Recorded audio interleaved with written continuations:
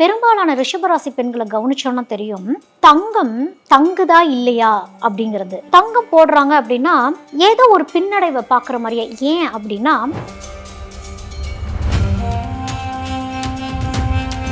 Travel எவ்வளோ பண்ணுறீங்களோ ரிஷபராசி, எவ்வளோ ட்ராவல் பண்ணி பேசி பிஸ்னஸ் பண்ணுறீங்களோ உங்களுடைய பிஸ்னஸ் அப்படிங்கிறது க்ரோத் ஆகும். இந்த ரிஷபராசியில் பிறக்கிறவங்களுடைய குடும்பத்தில் பெண் சாபம் அப்படிங்கிறது ஒன்று இருக்கும். இந்த பெண் சாபத்தை எப்படி நம்ம சரி பண்ணணும் அப்படின்னா,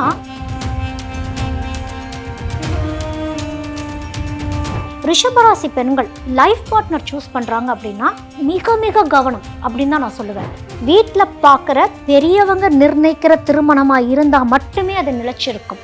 இல்லை இப்போவும் நான் லவ் பண்ணி தான் ஒருத்தரை சூஸ் பண்ணுறேன் அப்படின்னா மேக்ஸிமம் 99% அது. Presenting sponsor Tamil Matrimony. Sowbaghya home and kitchen appliances. Everest easy chef ஆகுங்கள் சில நிமிடங்களிலேயே. குமுதம் நேயர்களுக்கு எனது வணக்கங்கள். இன்னைக்கு நம்ம பார்க்க போகிற விஷயம் என்னன்னா, ஸ்பெஷலாக பெண்களுக்காகவே 12 ராசியில் இருக்கக்கூடிய பெண்களுடைய வாழ்க்கை எப்படி இருக்கும் அப்படின்னு. இது முழுக்க முழுக்க பெண் குழந்தைகளுக்கும் பெண்களுக்கான ஒரு கணிப்பு அப்படின்னே சொல்லலாம்.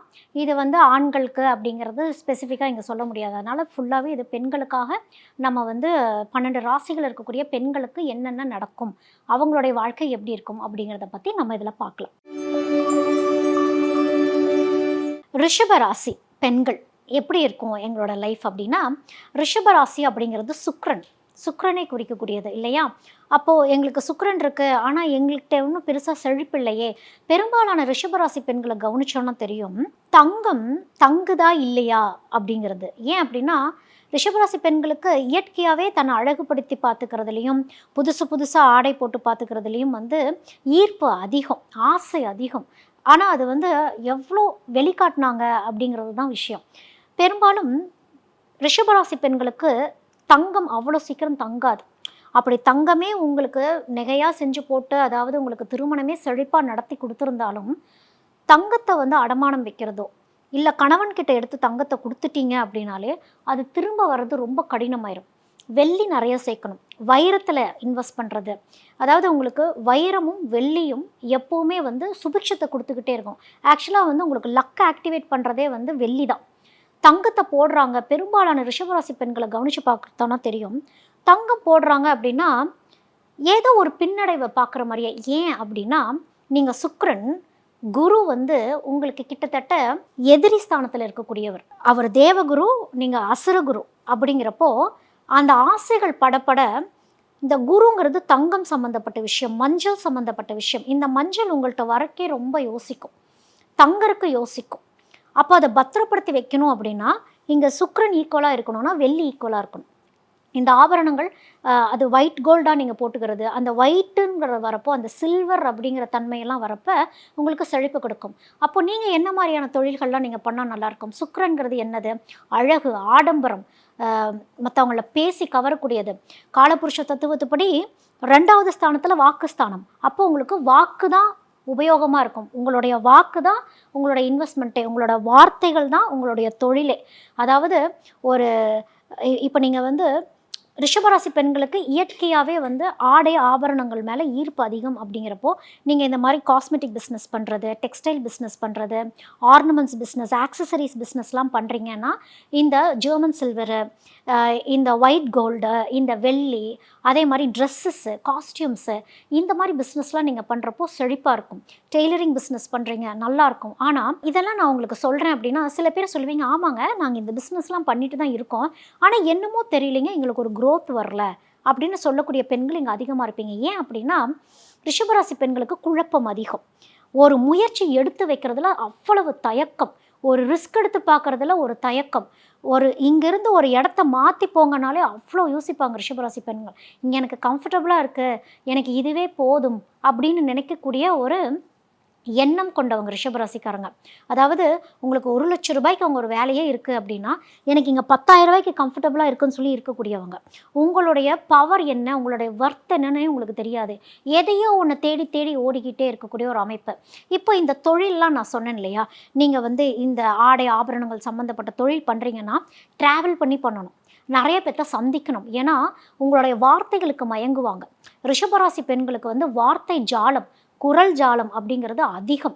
ஈர்ப்புங்கிறதே உங்களுடைய குரல்லையும் உங்கள் வார்த்தை வசியத்துலேயும் தான் இருக்குது. அப்போது நீங்கள் வந்து ஒரு பொருளை விற்கிறீங்கன்னா அந்த பொருளோடைய தன்மை என்ன அப்படின்னு சொல்கிறப்போ கேட்குறவங்களுக்கு ரொம்ப பிடிக்கும். நீங்கள் வந்து இயற்கையாகவே மற்றவங்க மேலே பொறாமையெல்லாம் இருக்கவே இருக்காது. ரிஷபராசி பெண்களுக்கு வர்ணிக்கிறது, மற்றவங்களோட அழகை வர்ணிக்கிறது, அவங்கள உண்மையாக அவங்களுக்கு வந்து ஒரு காம்ப்ளிமெண்ட் கொடுக்கறது, இதெல்லாம் வந்து ரிஷபராசி பெண்கள் ரொம்ப அழகாகவே செய்வீங்க. அப்போ நீங்கள் இந்த பியூட்டி இண்டஸ்ட்ரியை டச் பண்ணுறீங்க அப்படின்னா, ஒரு பியூட்டி பார்லர் வைக்கிறீங்க அப்படின்னா உங்களுக்கு நிறைய கிளைண்ட்ஸ் வருவாங்க. ஏன்னா அவங்கள அழகாக மாற்றி அனுப்பக்கூடிய ஆற்றல் அப்படிங்கிறது வந்து ரிஷபராசி பெண்களுக்கு உண்டு. அப்போ நீங்கள் வந்து பியூட்டிஷியன் ரிலேட்டட் கோர்சஸ் படிக்கிறது, எனிதிங் ரிலேட்டட் டு பியூட்டி, அந்த மாதிரி விஷயங்கள் நீங்கள் தொட்டுக்கலாம்.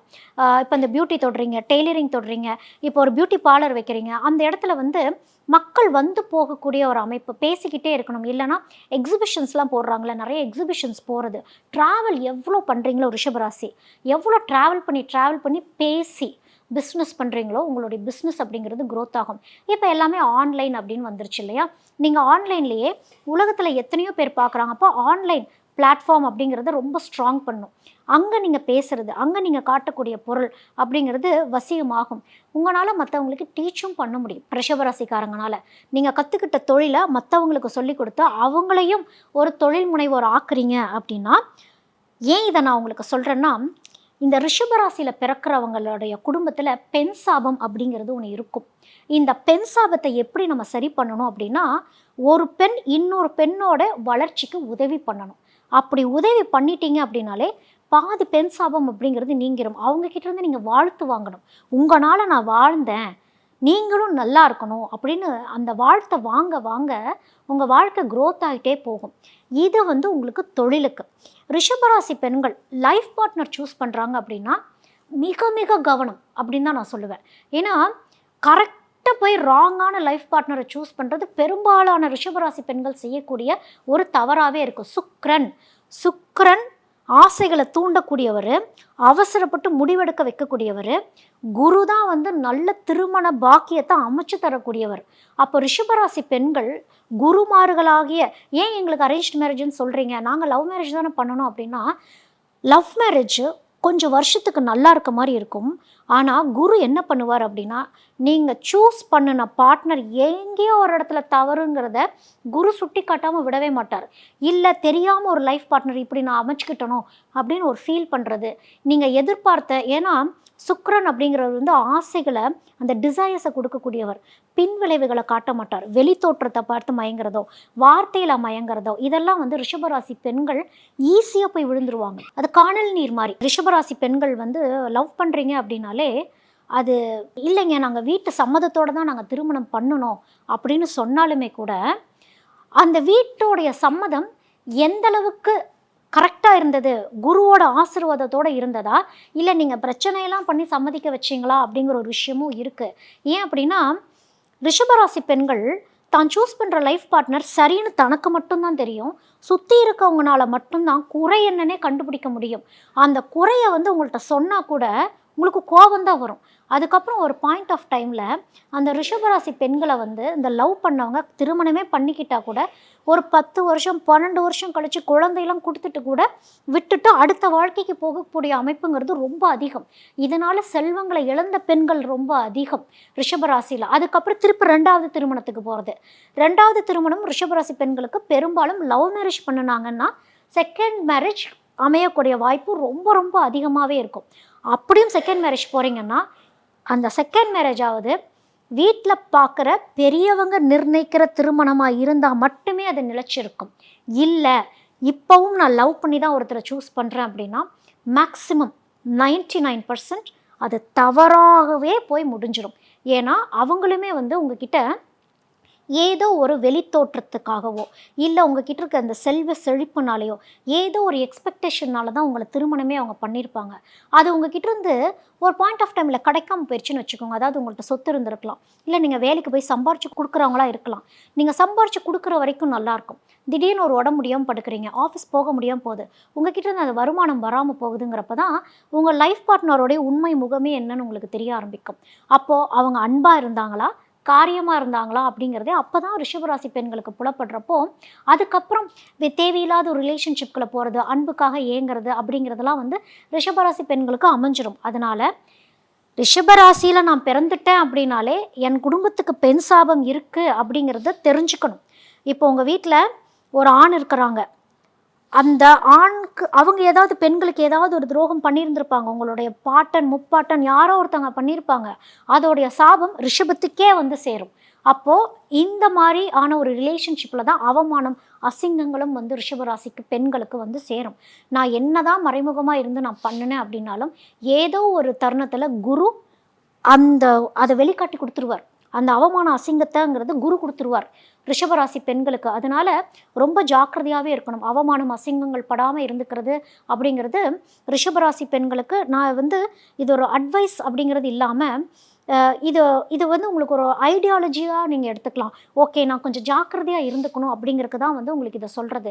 நிறைய பெண்கள் வாழ்க்கையில் ரிஷபராசி பெண்கள் பாதி கடந்து வந்து 40 வயதை கடந்து வந்தவங்களுக்கு நான் என்ன சொல்கிறேங்கிறது உங்களுக்கு புரியும். ஏன்னா நீங்கள் லைஃப்பில் இந்த மாதிரி தான் ஃபெயிலியர் சந்தித்து வந்திருந்திருப்பீங்க. அதோட யாரையுமே நம்பக்கூடாது அப்படிங்கிறதையும் குரு உங்களுக்கு உணர்த்தியிருப்பார்.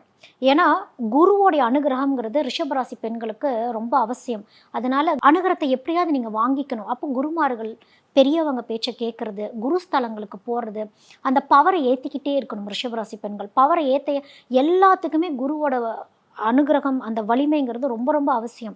குருவோடைய அனுகிரகம் இல்லை அப்படின்னாலே வாழ்க்கையில் பிரச்சனைகளும் வந்துக்கிட்டே தான் இருக்கும்.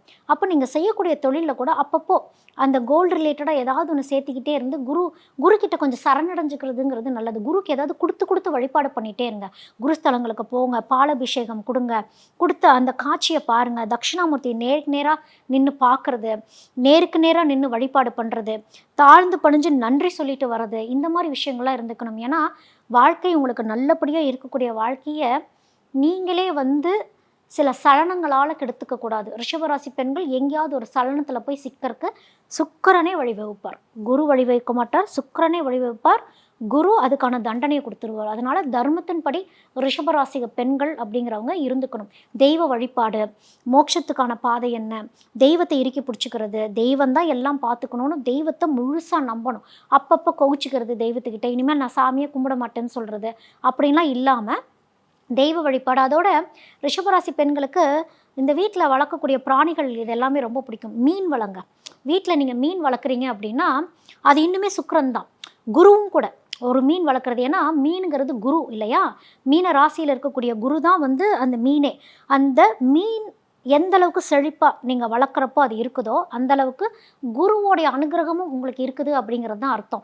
அந்த மீன் சாகுது அப்படின்னா குரு ஏதோ ஒரு வார்னிங் உங்களுக்கு கொடுக்குறாரு, திரும்ப ஒரு மீனை மாற்றுங்க. அப்போ அந்த மீனை செழிப்பாக வைக்க உங்களுக்கு ஏதோ ஒரு வகையில் குரு அனுகிரகம்ங்கிறது இருந்துக்கிட்டே இருக்கும். இப்போ ரிஷப ராசி யாரெல்லாம் திருமணம் பண்ணிக்கலாம் அப்படின்னா, குருஸ்தானத்தில் இருக்கவங்கள நீங்கள் வந்து திருமணம் பண்ணிக்கலாம். அதாவது தனுசு, மீனம் இவங்களெல்லாம் வந்து அரேஞ்ச்ட் மேரேஜ் அப்படிங்கிறப்போ அது வந்து உங்களுக்கு செட் ஆகும்.